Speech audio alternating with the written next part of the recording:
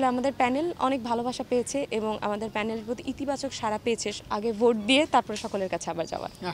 ভোটাররা কিন্তু কাল রাত থেকেই নির্বাচনে একটা আমেজ উপভোগ করছে এবং তারা কিন্তু ভোট দিতে আসছে স্বতঃস্ফূর্তভাবে। আমরা আশা রাখি বেলা আরেকটু গড়ালে তারা আরও ভোটার সংখ্যার উপস্থিতি এখানে বাড়বে এবং যে উৎসব আমেজ নিয়ে আমরা ভোট প্রত্যাশা করছি সেই উৎসব আমেজ নিয়ে ভোট দেবে। এবং প্রশাসনকে আমরা বারবার আহ্বান জানিয়েছি তারা যেন নিরপেক্ষ ভূমিকা পালন করে এবং তারা যেভাবে নিরাপত্তা জোরদার করেছে এবং ভেতরে যতগুলো নিরাপত্তার কথা আছে সবগুলোর প্রতি আমরা আশ্বাস রাখতে চাই যে তারা লেভেল প্লেইং যে ফিল্ডটা সেটা অবশ্যই তারা নিশ্চিত করবে আমাদের জন্য এবং আজকে ভোট গ্রহণ প্রক্রিয়া সুষ্ঠুভাবে সম্পন্ন করবে। জয়ের ব্যাপারে কতখানি আশাবাদী আপনাদের প্যানেল? আসলে আমাদের প্যানেল অনেক ভালোবাসা পেয়েছে এবং আমাদের প্যানেলের প্রতি ইতিবাচক সাড়া পেয়েছে এবং আমাদের প্যানেলের আসলে আমরা সাজানোর চেষ্টা করেছি যে প্রতিটি যোগ্য ব্যক্তিকে দ্বারা এবং শিক্ষার্থীরা যে পরিমাণ ভালোবাসা দিয়েছে আমরা আশা রাখি দিন শেষে তারা একটা ভালো যোগ্য প্রতিনিধিও নির্বাচিত করবেন।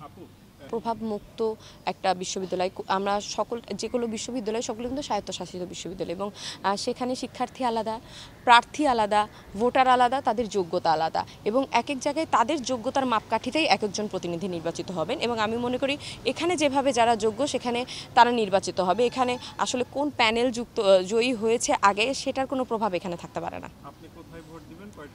আমি রবীন্দ্র ভবনে ভোট করব। আমি ভোট দেওয়ার জন্যই এসেছি, সকলের সাথে কথা বলছি।